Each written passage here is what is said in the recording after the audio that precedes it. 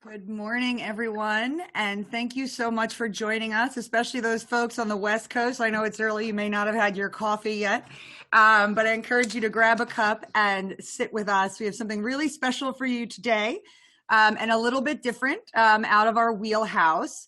I would encourage you all, if you feel comfortable, to turn on your video, use your chat box, all the stuff you guys are really used to doing.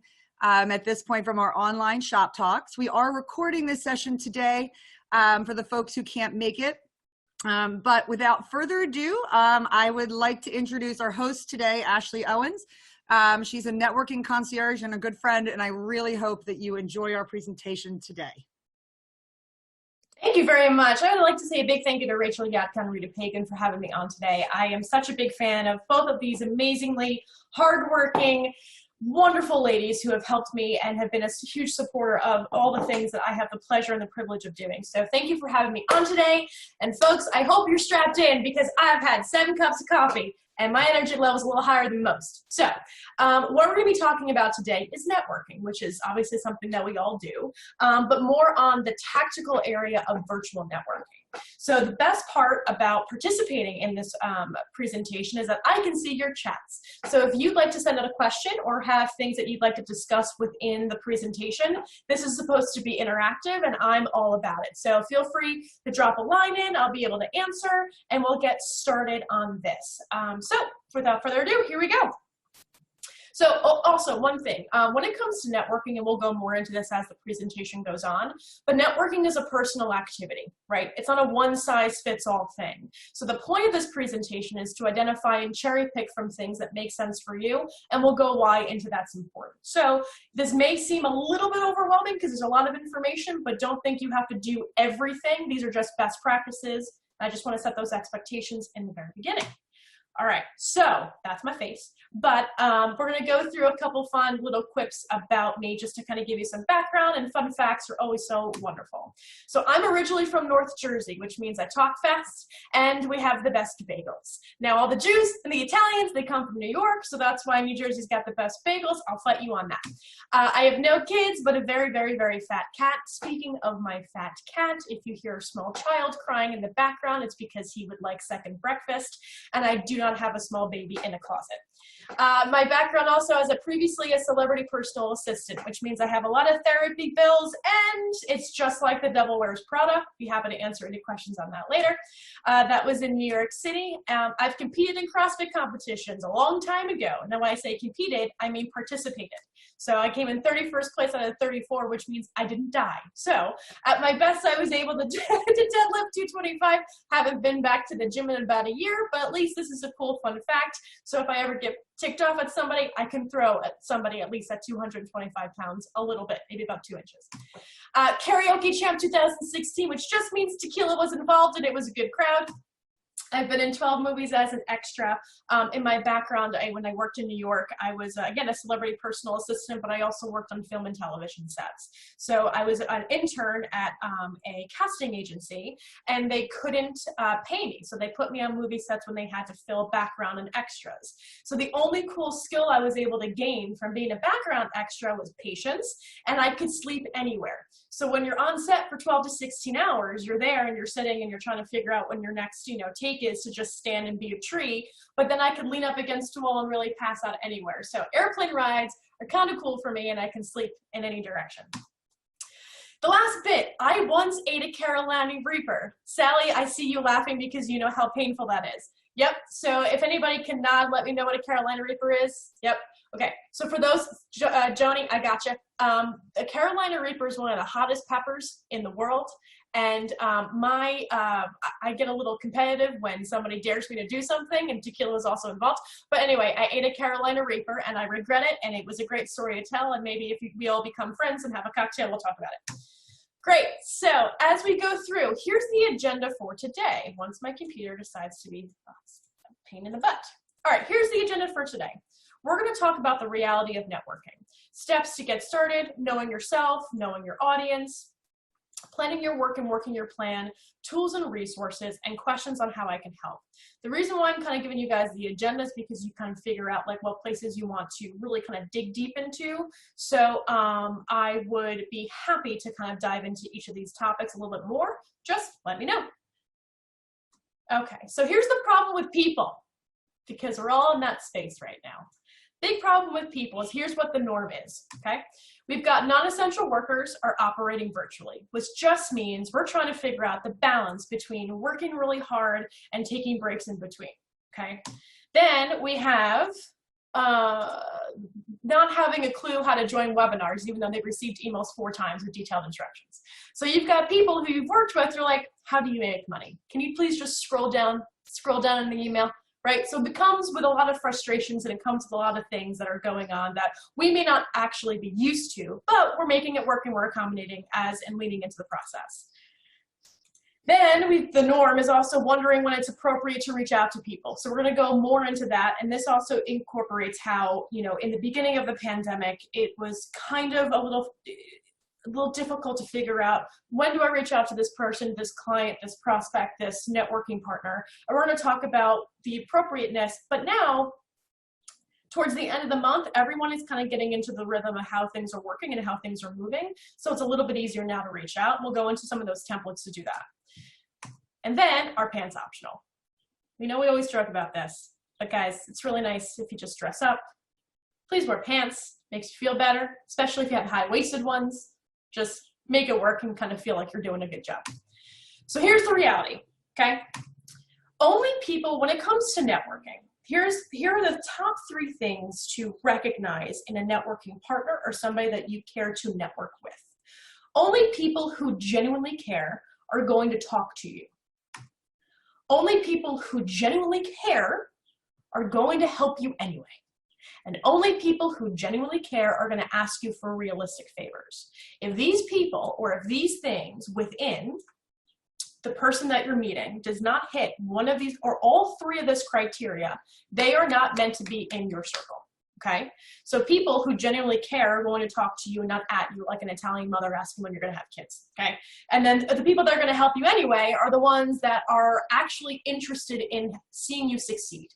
And the people who genuinely care are going to ask you for realistic favors. It's not asking you for, hey, can you put $5 grand down on this table for this event? Or, hey, can you please, give me this recommendation? I've only met you once. These are realistic favors. Things like, hey, would you mind sharing this on our LinkedIn page? Would you mind making an introduction to somebody? Here's a great, couple sentences on who I am and, why I'd like to meet that person. Making it easy for people to say yes when you ask for these kinds of favors. So here's a question. You don't have to answer it because I can't hear any of you. But what's the maximum number of people that we can maintain relationships and have social interactions with? I'm going to go and say a few numbers. What do you guys think? I'm going to go 75. Higher or lower? I can see you, so you can go high. No? Janie, what do you think? Higher? Lower? Do you only like 5 people? You only like 5 people. Okay, just making sure. Yeah, I only like 2, but still, in your lifetime. So the number is 150, and I'll tell you why. The reason why this is important to understand is that there are 100 people that you can maintain social interactions with. So according to British anthropologist Robin Dunbar, according to the theory, the tightest circle has just 5 people. These are loved ones. That's followed by a successive layer of 15 good friends, 50 friends, and 150 meaningful contacts, 500 acquaintances, and then 1,500 people that you can recognize. Now, people will migrate in and out of these layers, but the idea is that the space has to be carved out for any new people to come in. So if you exceed 150, and a network is unlikely to last long or cohere well with each other. How many LinkedIn contacts do I have? So Rachel just asked, I have a million LinkedIn contacts. I know 5 people. Just kidding. We'll go into that, I promise. We'll sort it out. When it comes to LinkedIn connections, we'll sort that out and how to nurture those relationships. And actually, in addition to this presentation, I have a really good video that Bryn Tillman, who's a subject matter expert in LinkedIn, does, and she'll show you how to nurture those as well by exporting those contacts. So my point in this is that it's 150 people that you can have meaningful connections with, which means who are you filling those slots with? You don't have to meet every Joe, Dick, and Harry. You don't have to talk to every single person on LinkedIn. You have 150 slots that you can actually, as a human being, maintain these relationships with. So recognize that. Recognize that that's the amount that you can actually handle. Doesn't mean you have to hit 150. It just means that's the cap. So, story time. Does anybody know who William Dawes is? Shake your head, say no. Give me an idea. Nice, nice, nice. Okay, so William Dawes did the exact, but everyone knows who Paul Revere is, right? History knows who Paul Revere is. Okay, so William Dawes did the exact same thing Paul Revere did. The exact same thing. He rode on the same track, he just went into a different direction. The reason why history remembers Paul Revere is because Paul Revere was an information broker. An information broker is a person who occupies a key role in a social network by connecting unrelated groups of people. He targeted well-connected people during his ride, and that's why his news spread wildly and quickly. William Dawes was not an information broker, so he did not know what doors to knock down when he entered that small town. So the moral of the story is, take this concept into consideration with your own business. If that information isn't delivered to the right people, it's going to fall into obscurity, just like William Dawes. So think about that when you guys are making your connections. And what message you're putting out there, and to whom you're putting it out there to. Okay, so this is important, and the reason we're going to go through some of these topics here. So think about this when you're virtually networking, or when you're networking in general. What is your goal? Okay, is it to build engagement on your LinkedIn profile so people can see what you're doing? You're positioning yourself as a subject matter expert. You're showcasing some really good educational pieces. You're a thought leader. What does that mean?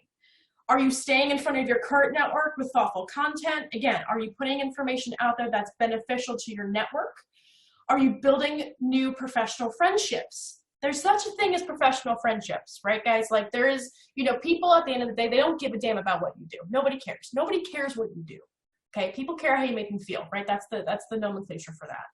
What's important to recognize, though, in that statement is that it is now more important than ever. People are thirsty for human-to-human interaction because we're in a pandemic right now.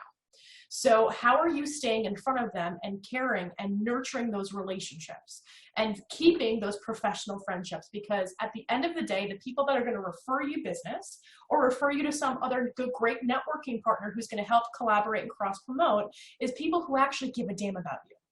And if you're building relationships and I hate, okay, the reason why I say building relationships, it's such a high-level BS way of saying, just talk to people and be friendly. I hate that. Building relationships is so much more important when you actually give a damn about that person, when you can talk something other than professional development and talk more on the personal level, because people refer to people that they know, like, and trust.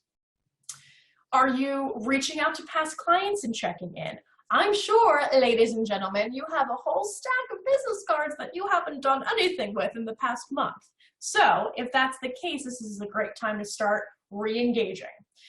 Learning and developing a new skill from local subject matter experts. And what's really important about that is everyone right now, the majority of people, not everyone, I'm not going to pigeonhole everyone, but the majority of people right now are either working twice as hard or not as much.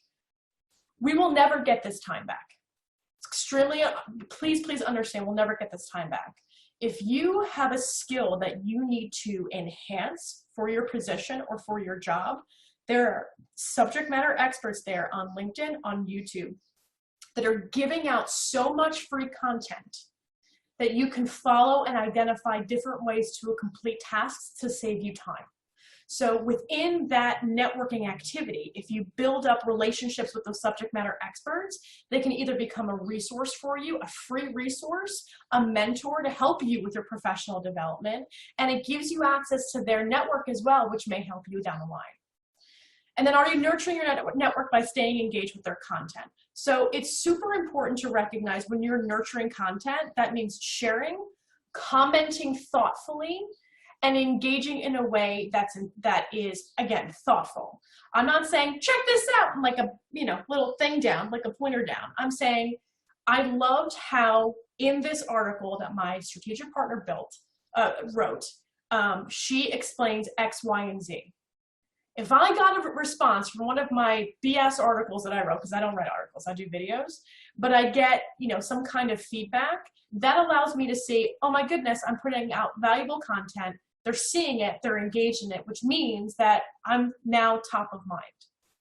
So what's your, your goals for networking virtually? All of these things, if you answered yes to any of these things, these are all networking activities, okay? Cool. See questions coming in. Rachel. Thank you very much. Joe. Care about you too, Joe. Cool. Next thing. Knowing yourself. I cannot stress how important this is. A little bit of backstory. When I started this career, this was about 3 years ago, I had graduated college in 2010. I had, coming right out of the recession, I had 19 jobs after I graduated college. And the reason why I'm saying that is because I never got fired. It was always mergers and acquisitions and budget cuts. And I had great performance reviews and I did everything I was supposed to. But the problem with that is that I did not have any idea of what I was good at, because I was in survival mode and I would pick any position that I could get. And using my network was what saved my life, truthfully, when it caught me on this path. And what's important to recognize is that when I decide to sit down and actually give a damn about my skill set instead of just doing what I was told, because I was a very, very compliant person, coming from an assistant background, that's what you did. You keep your head down and you do what you're told. It's also because I'm Irish Catholic and I'll work until I stroke out. But what was helpful for me by identifying my skill set and what motivated me to complete tasks and what things and what activities that I would thrive in, instead of trying to overcompensate for every single weakness, every single thing I couldn't do. So doing something like a DISC assessment or a Myers-Briggs allows you to increase your emotional intelligence and see what things not to do. If you are a self-proclaimed introvert and you really don't like events, either you figure out how to like events or you triple down on different activities that give you the same result as to why you'd be going to that event. Especially for the conferences coming now, especially for my introverts. The only difference is that between an introvert and an extrovert, in my head, is the energy level. So instead of going to every single event or every single thing, set up one-on-one meetings beforehand by reaching out to the vendors or reaching out to the speakers and having those one-on-one meetings rather than going to every single booth, because that physically can be overwhelming. But you can still do activities, right? So in order for, again, I have a trash brain half the time, but what really helped me identify the things that I was good at and the skill sets that I had was doing these things for the emotional intelligence assessment. That way my activity was more intentional and I wasn't spinning my wheels on all these things. So again, emotional intelligence, are you a mix of both? This also allows you to see, do I like and do I learn by going to webinars? Do I learn by going to conferences? Do I learn by just watching TED Talks on the topic? And this allows you to work smarter, not harder. So as you're building up your networking activity, before you do anything, and I can send over a link to a free DISC assessment, because usually they're expensive, but I've got like a deep link I can give you guys, is find out who you are. Because when you don't have to know business, you have to know people. And if you figure out who you are, you're able to figure out how to network effectively and put the activity that breeds the results by doing the activity that you enjoy doing and triple down on that. Oh, and what is your time worth? Because right now, time is money. And right now, everybody either has an abundance of it or has very little of it. So if you can identify the activities based on your personality, on how you achieve tasks quickly, that allows you to figure out how much your time is worth and put the activity that breeds the results. Cool. Next. And then where are you spending it? Where are you spending your time? Are you on Instagram? Are you on Facebook? Are you scrolling through things? No. Spend your time in a space that works to help build your network and communicate with new people. All right. Again, promotion versus prevention. Which mindset are you? Are you in a space where you're excited about networking? You're curious about networking? Are you open-minded about the potential opportunities and collaborations and all the fun things you can learn? Or do you go in there thinking you want to poke your eyeball out with a very high-based stick? You know, it just depends. So when you go into a situation, you got to think to yourself, okay, am I going in and talking to this new person, or going in and going to this conference in a prevention mindset or a promotion? Am I there to promote myself or prevent myself from hell? You know, just, I get it. Think about what side of the line that you're on. Okay, who to network with. It's very important. It's 3 people, 3 types of people: strategic partners, subject matter experts, and your current network. And we're going to define all of those. Strategic partners are people that are either your vendors because they refer you business.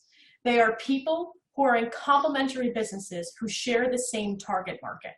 So for example, a real estate agent and a divorce lawyer are fantastic strategic partners, because if you're getting a divorce, you're typically downsizing or upgrading depending on the agreement.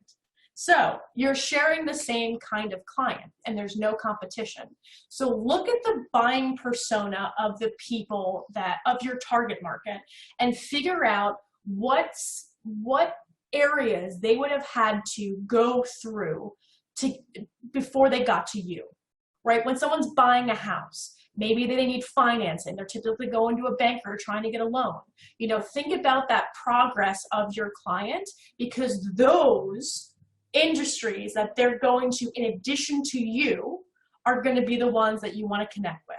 So I challenge you today, come up with 5 different industries, 5 different industries that would share your target market that are complementary, and then find 2 to 3 people in each of those industries that you can connect with. In addition to that, you want to go to webinars and workshops and have one-on-ones with those industries. That's how you build a network and have it grow. And when you meet somebody new, or when you get introduced to somebody new, ask them, hey, I really love networking with these people in these industries. Who can you reference to me that you know, like, and trust? And then that way, that network is grown and your network is working for you more than you just going to a direct client and having a one-off. So it's kind of building this group of champions, or this army who's advocating for you in the room when you're not there. Subject matter experts, so important. There are people out there that know more than you. I promise. There are people out there that know more than me. There are people out there that are better at everything, right? Start watching. There's nothing wrong with going in and looking at somebody who is successful in their business and reaching out to them and saying, I love what you're doing. I love how you're communicating. I love what your business is about. I'd love to learn more about how you got started. People love talking about themselves. People love it. I love it. I love attention. This is why I do what I do. But my point is, the subject matter experts are the ones that are going to help you navigate through the jungle, which is the world right now. And it's allowing you to start and seeing the content and the industry on a different perspective and on a more intentional path. So that way you're not getting pulled into 14 different directions with all the stuff that's out there. The next is your current network. Your current network is super important because I'm sure there's low-hanging fruit that you haven't reached out to. There are clients and there are people on your LinkedIn that you have not reached out to.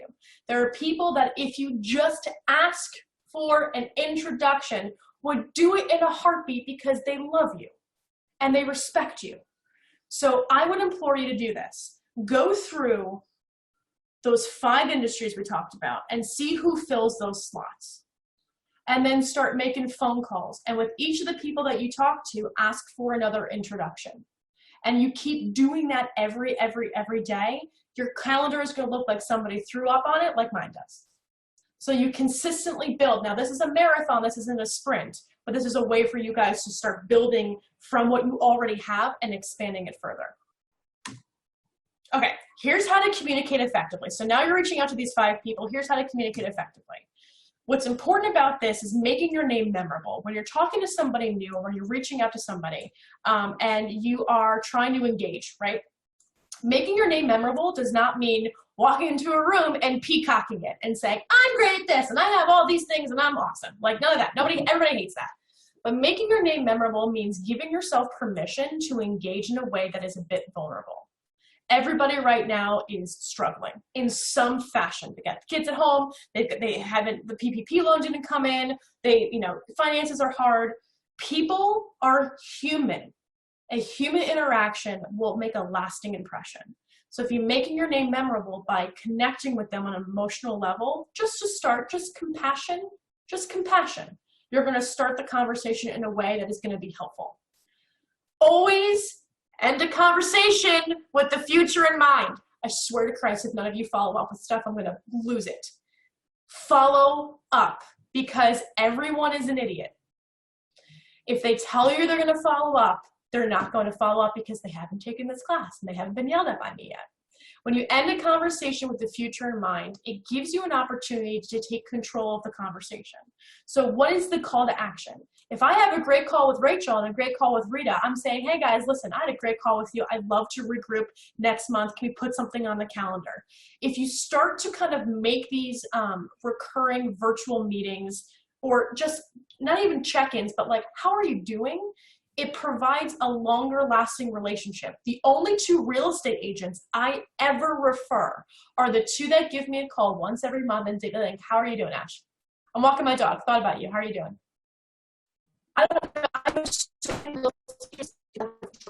The two people I respond to are the ones that reach out to me and to check in and see how I'm doing.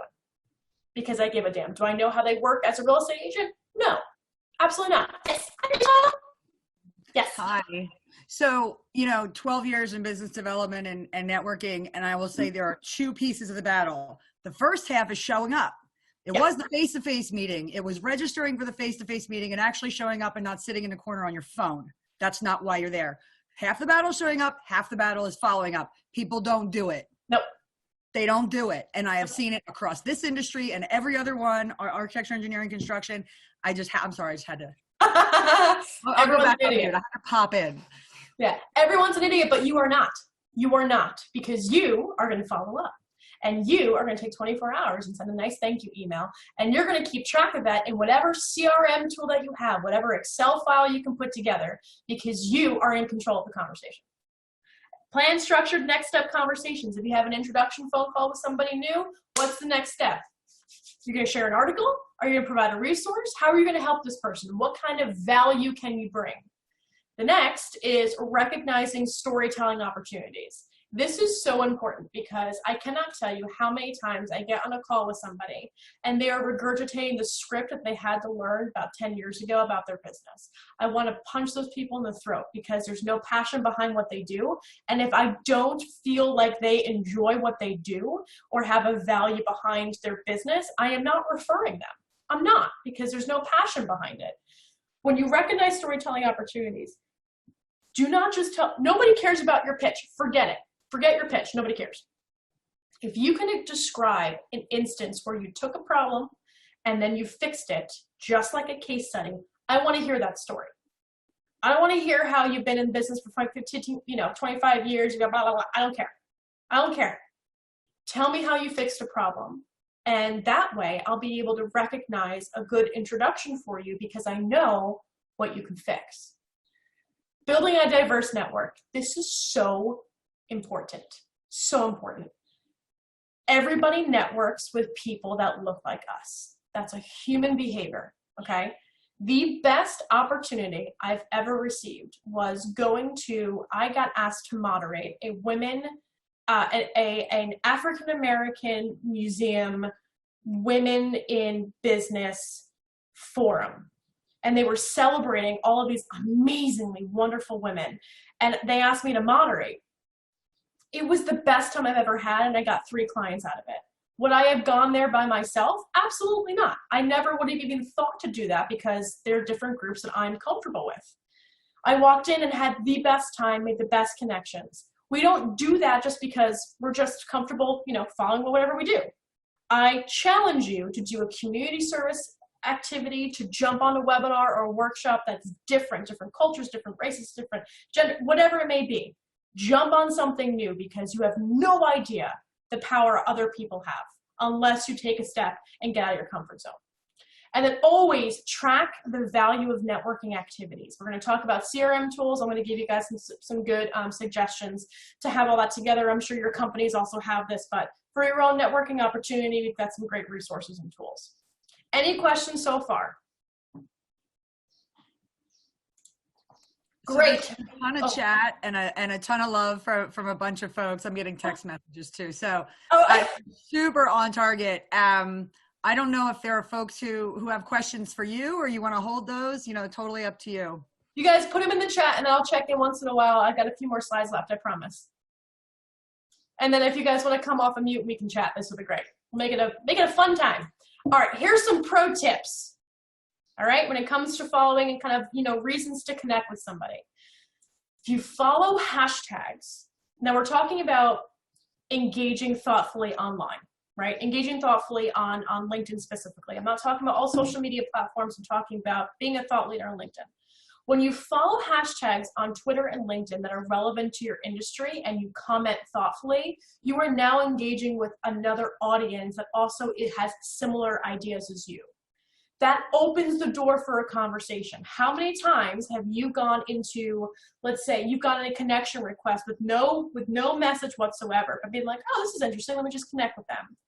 If they opt in to connect with you, they're opting in to learn about you. Open the door for a 15-minute introduction call. I have a template for that too. Open the door for it. But in order to engage and in order for people to gain interest by following hashtags, let's say, different parts of your industry, you're going to see come up on LinkedIn like, hey, this hashtag is trending, right? In the ones that you follow, the hashtag is trending. You might want to comment thoughtfully on it. If you comment on it, now you're engaged in that community that is interested in an industry that you're in. Take a look and go through and see who's commenting and sharing it and reach out for an introduction call. This is a way to weed out the crap and all the noise that goes on LinkedIn by using this hashtag to focus in on one part of the industry. Oh, good. Next one. Everyone's an idiot. So this is what we talked about. You are responsible. You are responsible for ending and for following up. Now, one of the biggest faux pas that I cannot stand is, ending your messages with "let me know if you'd like to chat" or "how can I help you," are really saying, I didn't take time to think through what I can do for you, nor what you can do for me. So I'm going to repeat that because, we all use that at the very end of our statements, and it's okay, but let's bump it up a notch. If you say, let me know if you'd like to chat, or how can I help you, you're really saying, I did not take the time to think through what I can do for you, nor what you can do for me. So being intentional about how you can help somebody, come packing with something. Any new person you chat with, any new conversation you have, let's say you follow somebody on Twitter or follow a hashtag, they reach out to you, they connect with you, and you open the door for a 15-minute intro call, you better have something of value that you can provide them. Whether it's a webinar, whether it's a resource within the industry, whether it's an introduction that you think they may like, whatever it may be, come packing with something. Because that is the way that you can intentionally help someone. Always, professional versus personal. You want to acknowledge the conversation. Everything may be more personal right now, and that's okay. This means you're going to have a chance to share conversations that are more candid and more vulnerable, and that is what makes us human. So empathy and kindness, which has always been super critical, is particularly essential right now. And this is a big one. Avoid the one-time reach outs, right? So the virtual coffee dates, just the one-time reach outs. Just as going on many first coffee dates in person is not the best use of your time, the same is true for going on a bunch of one-on-one virtual coffee dates. Make key virtual check-ins recurring so that you are able to get in touch with people repeatedly throughout the pandemic experience. So just, for an in-person coffee, be sure to execute any follow-up or any homework items from the conversation. If you are not taking notes during the conversation or you're not thinking about how you can help somebody, then you are not networking effectively. And you're wasting their time and yours. Now, you're on a call, what the hell do you talk about? These are deep, meaningful business conversation questions. These will also be provided to you guys afterwards, so you have these as a list. Now, these are great questions to ask when you're on a networking call. My favorite question to ask is, out of all of these, is when somebody calls you, what problem are they having? When somebody picks up the phone, what problem are they having?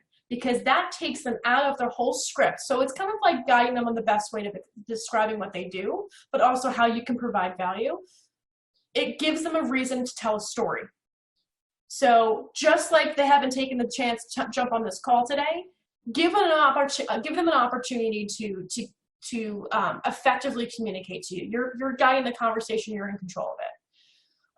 Who are your strategic partners? Who do they like? And you can help them define that. Who are the people that are giving you referrals? Who are in complementary businesses of, similar to yours? Why do you do what you do?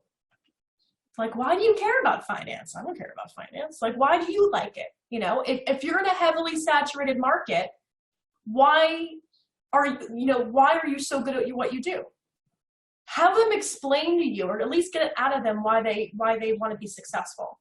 So these are super important. So, and then the last bit is, how do you educate your audience? This is going to be a hard one because most people don't do this. The companies that do this are exceptional. So just like you can ask any of these questions, you sure as hell have to be able to answer them as well. Cool. All right, next. I see questions coming in. I know Rachel's got some stuff. Oh, they're just kind of affirming what I'm saying. Perfect. Makes me happy. Awesome, guys. Cool. Tools and resources. If you're taking anything from this conversation, pay attention to this slide.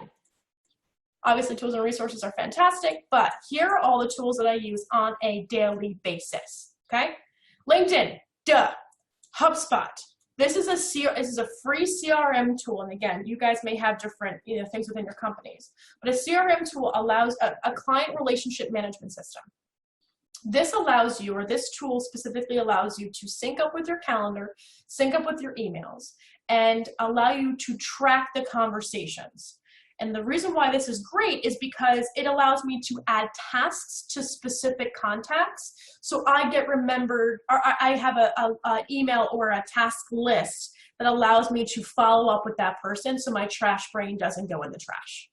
So it allows you to look at the data when they opened up emails, things like that. It's a great way for you to also sync up all of your contacts, because God forbid anything happens to your jobs. Now you have a way where you can maintain your network and remember, so that way you're safe. I'm not saying anything's gonna happen to your jobs. I'm saying 19 jobs after graduation. I'm just saying cover your bases. Hio, Hit It Off, is a social application that is a way for you to communicate with other people who attend virtual meetings. It's a free tool to use as a user. It's a free tool to use as a event planner. And what it allows you to do is it allows you to communicate effectively within an event that you sign up for, whether it's a conference, a virtual summit, a hangout, whatever it may be. It allows you to manage that and share contact information, and the features are fantastic. Calendly. Calendly is the #1 tool that I use for everything. Calendly allows me to capture the people that I have introduction calls with to see where they came from. So for example, Calendly syncs up with my only available time on my calendar and only shows available time. So someone says, hey, I'd like to schedule some time with you. No problem, here's the link. They click on the link, it shows available half-hour, 15-minute increments of time that's available on my calendar. They throw it on. In that, there's a quick 3-question questionnaire that says, hey, thanks for connecting, what's your phone number, what's your name, your industry, and how did we connect? So on the back end of this, you're able to see in the last month where those leads came from, where those introduction calls came from. Did they come from an event? Did they come from your LinkedIn activity? Did they come from your newsletter? Did they come from an introduction from somebody else? I pull that data, take a look, and say, oh, you know what? The past 2 months, Steve Goodman sent me 3 people, and I completely forgot to thank him. It keeps you honest with who you're nurturing your network with. So if somebody's sending you 3 introductions and you forgot because you're busy with all these other things that are going on, now you're going to take Steve out to breakfast or send him over a gift card. And now you're maintaining and keeping honest with all these things that are going on.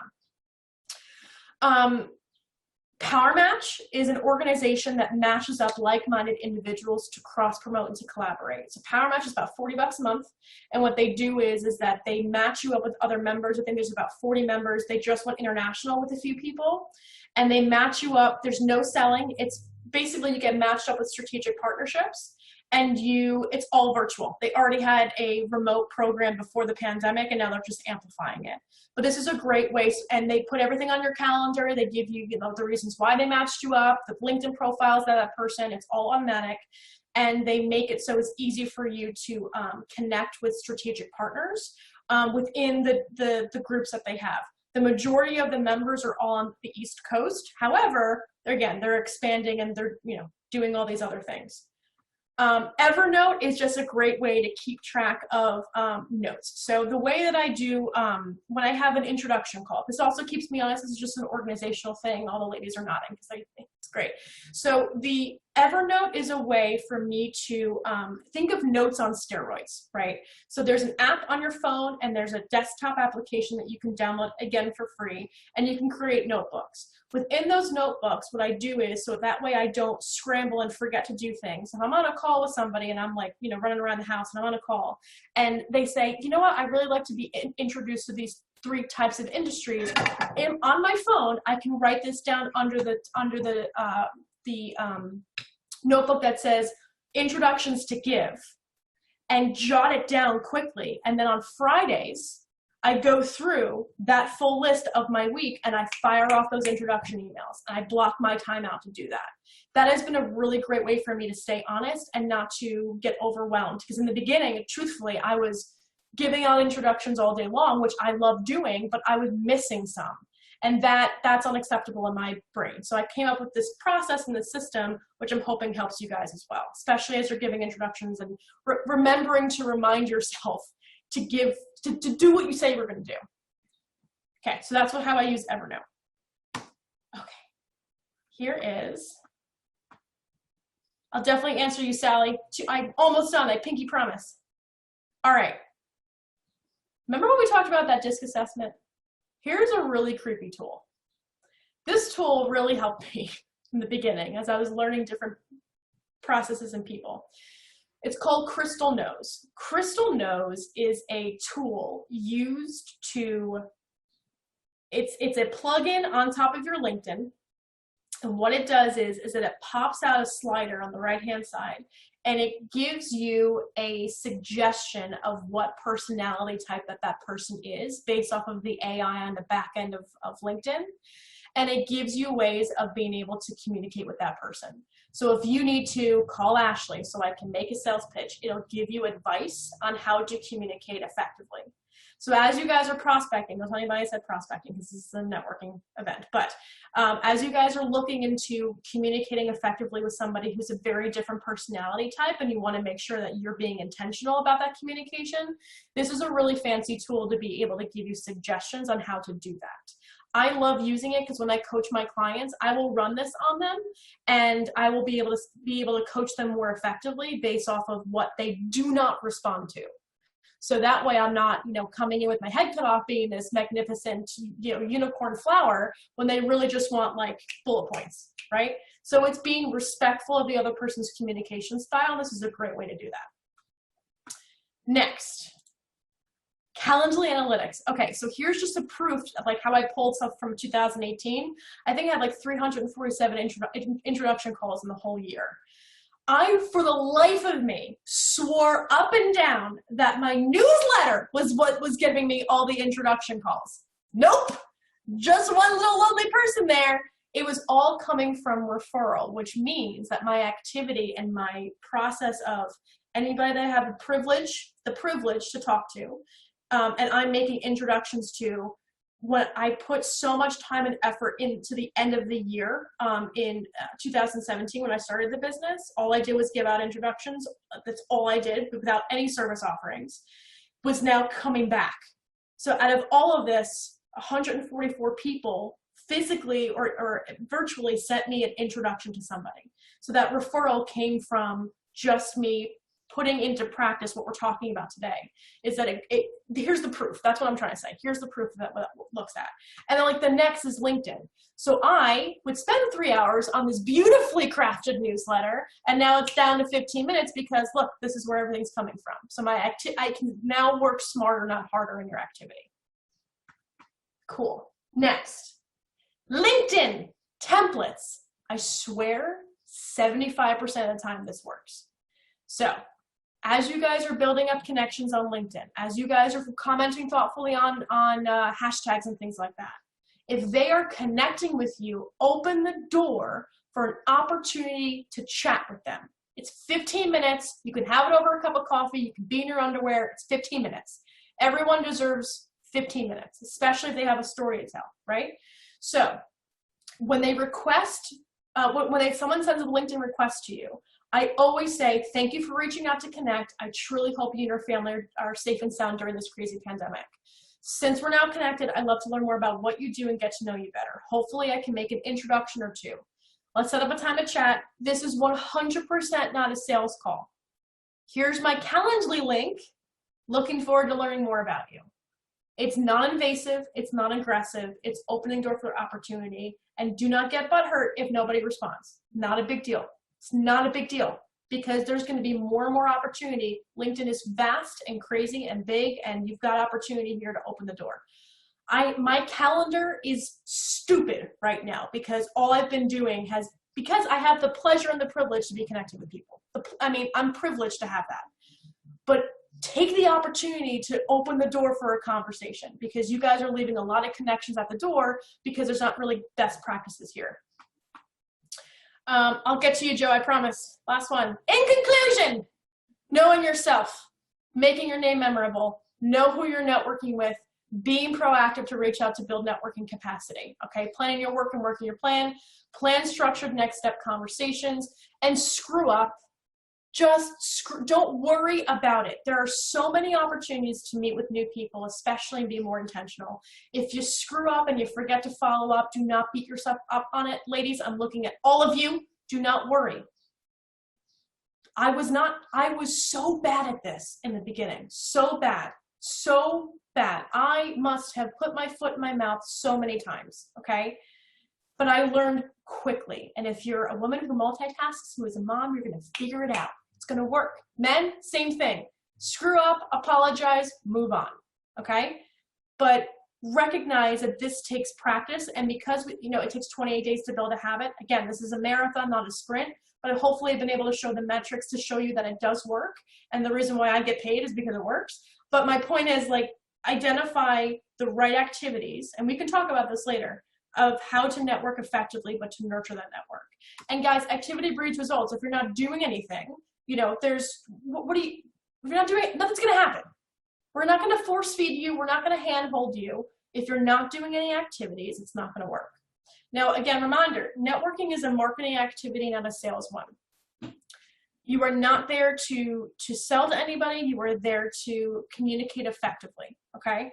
Especially now when you guys are talking about conferences and things like that, it's the same activity. You're going on LinkedIn, you're reaching out to the vendors and saying, especially for my introverts, and seeing who you can have set up one-on-one conversations with beforehand and say, hey, this is a commonality that we have. We're both attending. I'd love to learn more about your business. Do it now while you have the time. And then if you're looking for a job as well, the subject matter experts are the ones that you want to have information conversations with. Those are the people you want to talk to, and your current network to say, hey, I'm looking, and there's a difference between a 50-cent ask and a $50 ask. The $50 ask is go into your current network, maybe your client, maybe somebody that is a subject matter expert, and saying, do you know of anybody that can utilize my services? That person now has to go through their head, and they have to filter through all the people they think might be able to help you, which is just a little disrespectful. Then a 50-cent ask is saying, I am looking to meet 3 people in this industry. Could you please recommend somebody that you know, like, and trust? Oh, and by the way, here's a great little intro for you to copy and paste. Please CC me on it. I will take it from there. That's the difference between asking and offering. Cool. So we have some questions. You guys will get this link afterwards, which is tools and resources. So that way you have like links to all the things I talked about so you guys can play around with that. All right. Got some questions. Nicole, la la la. Sally, I love your statement. So how do you tell your own interest story? So it's important. People love to hear your own personal story. How do you learn to be a good storyteller myself, especially if you're shy or introverted? Okay. Being a good storyteller is based off of recognizing who your audience is. Let me go into that. The best way to figure out your pitch, and I'm saying this as you guys are, if you just started your own business or if you're starting in your own, whatever, you're trying to figure out the cadence and the tone, I highly suggest do virtual speed networking or do actual speed networking, and then sit back, and I actually train my clients into this. So we sit back and we go to speed networking, and all you're doing is after every single person, you're testing out a new bit. And by bit, I mean a new statement. What I want you to do is I want you to pay attention, like you're gonna screw up, number one. But what I want you to do is I want you to pay attention to the emotional response that somebody gets when you say your line or when you say your pitch, and then tweak it on every single person. So by the time you're done, now you can see how the story comes together because you tested different kinds of ways of explaining it. And honestly, if you have passion for what you do and you're excited about what you do, you could sell everything. I sell people. I actually don't sell anything. I talk to people all day, and I'm able to do it because I'm extraordinarily passionate about it. But if you're fiercely loyal to what you do and you're fiercely passionate, people will see that and they will gravitate towards it. So if you're an introvert, that just means you're more intentional about the things that you say. You don't throw away lines. You don't, ramble like I do. I'm an extrovert because I enjoy attention, right? You're an introvert, you enjoy thought. You're intentional about the things that come out of your mouth, which is extremely, extremely valuable. So do not see it as a problem. See it as a huge, huge benefit, because what comes out of your mouth is the most important thing, which means that people are going to respect you more. Hopefully that helped. Okay. Oh, Joe's chatty in the chat. Okay, Joe. Oh, Joe. So LinkedIn, who not to connect with? I don't connect with competitors, coworkers, thoughts. Joe, why not? When you connect with coworkers, everyone's a friend. Seriously. But Joe, your question is important because, you want to connect with people that are strategic partners, so people that are in complementary fields.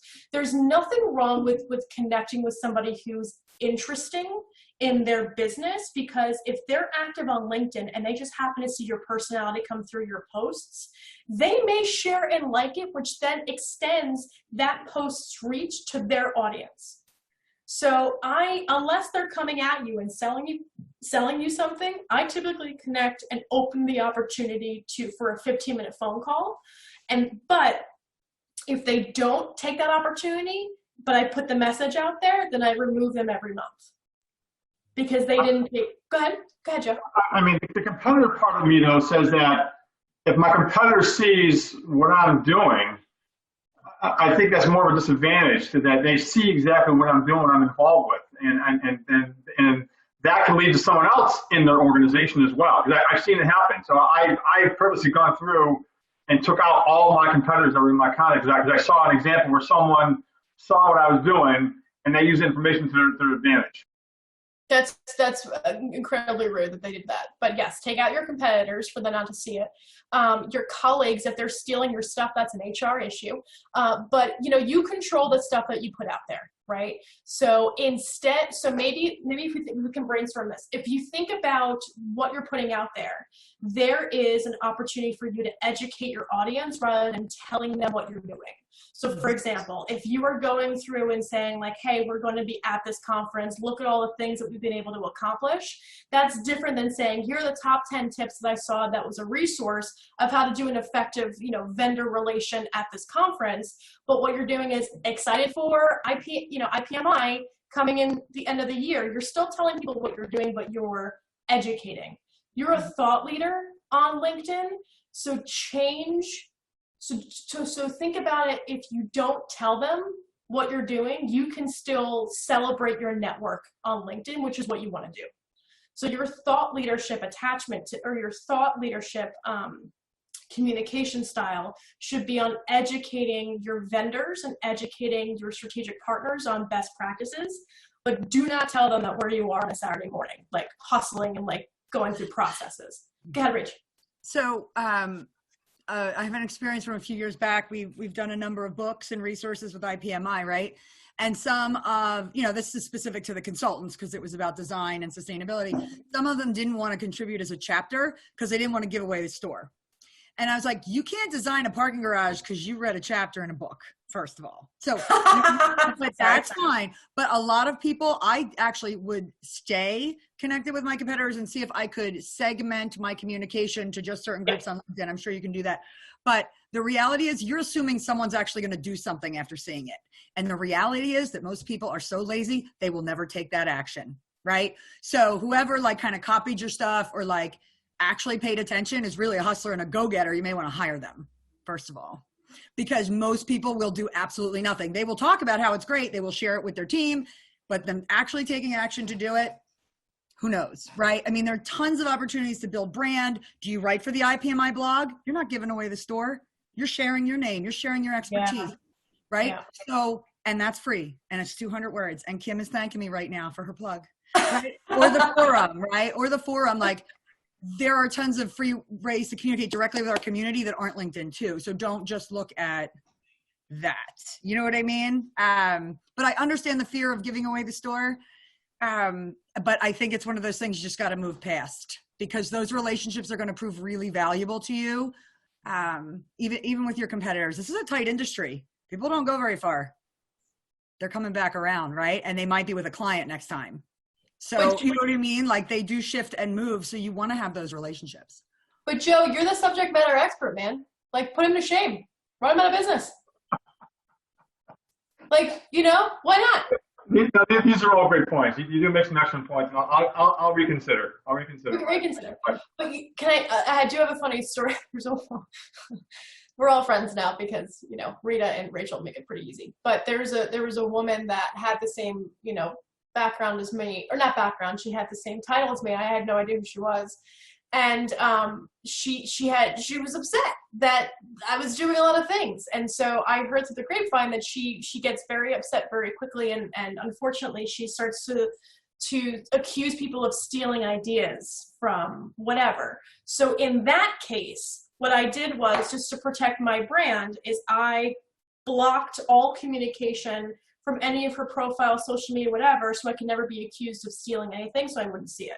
So on the flip side, I did that for me, so that way I can have an unbiased professional development without being influenced by other forces or other things out there. But that's also another example of why you would probably do that. But totally up to you. But you're the subject matter expert. And if they feel, like Rachel said, if they feel the need to steal it, then you're going to do it better. It's like the Paul Revere and the William Dowse example, right? Like, how are you putting your information out there? By building a good network, because you're the information broker. So as long as the right people are seeing the message, you're going to do better than William Dowse. Mm-hmm. Hash, this is the fastest hour I have spent since lockdown. I'm so sorry. No, I mean, in a good way. Like, I hope that other people are inspired, that they're on fire. I do want to ask if you have any closing comments. We obviously have our virtual event coming up June 1st and 2nd. If you have questions, contact me or Rita. You know what I mean? We want you to be there. This content is going to be shared on that forum. Do you have any, thoughts on how to maximize that experience? I mean, you got 2 days, right? But the platform's available for an entire year. Yeah. So your live networking period is 2 days. Many of our folks here are attendees and exhibitors, and they want to max out that time. How can they do that, or thoughts? Yeah, to max out that time, doing your research beforehand. We've got the opportunity now where you're not just walking into a conference or walking into a summit and hoping you meet with the right person. You all know how to use the internet, you join today. You know how to research, you join today. Be proactive now. now. Like, get fired up. If you want to meet with some of these vendors, start following their LinkedIn pages, start reaching out to connect, and start sharing their stuff. Stay top of mind, but do it thoughtfully. We all have a commonality right now. We're all going through a pandemic. I'm not saying going into a conversation and be like, so how are you pivoting? Just be like, I'm here for you. I'm sorry this is happening. Like, how can I help you? How can I help you do X, Y, and Z? So go into those conversations now, because you have access to everybody's I'm assuming, right, Rachel? Like the vendors and stuff. Right, but that's a live period, right? So you have and the expo's open all day, right? Yeah. So you have live booth hours plus expo's open all day. So you might want to hit some of the live education, absolutely, but you're going to have that platform for an entire year to get education, to do the follow-up, whatever. But there's a kind of a short window, especially for our folks who are exhibiting, sponsoring partners, to do outreach to our community to make sure that people come see them. Yep. And provide something really special when they go. Don't just link to your homepage. It's annoying. What's the call to action? What's the follow-up attachment? How are you guys keeping in touch with them every month? Like, you guys are your own personal brand, whether you have your own businesses or not. How are you positioning yourself as a subject matter expert in your field? How are you positioning yourself as somebody that people can know, like, and trust?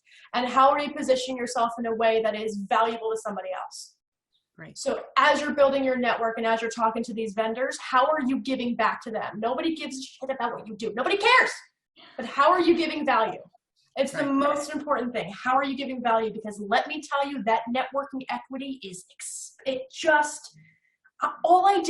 all I did from August to December of 2017 was go to 1,000 different networking events and make 1,000 different introductions. I had no service offerings. I have not networked for myself in the typical sense since 2018 because the process of introducing, and it's like what's that movie with the Beautiful Mind? Beautiful Mind. If you think of the one scene where he's got all these things and he's out of control, that's what the network looks like. It starts with one person. And guys, one more thing. I cannot stress this enough. Don't look at it as volume. It takes one person to make a difference. It takes one person to influence in a certain way. One person at a time. Craft it. You can't make 1,000 different pottery things. You take your time. You take your time on each person. Everyone has a story. It's just whether or not you want to listen to it. You have no idea who you're helping and who you're saving. With an idea or a resource or a recommendation, you have no idea. We are human and we need to be human right now. So your network, you start the narrative. You start that. And that's how to build an effective network. Fantastic. I know there will be follow-up questions. I know there are resources coming. We're so excited. So we're going to send the recording out to everybody who did make it and couldn't make it. We're going to post it on YouTube. There's no way you can escape it. We are thrilled you were here today. Always reach out to anybody at IPMI, anything we can do to help you, especially during this time. And we will hopefully see you very soon. Have a great day. Thanks for coming. Thank you guys so very much. Bye. Bye-bye.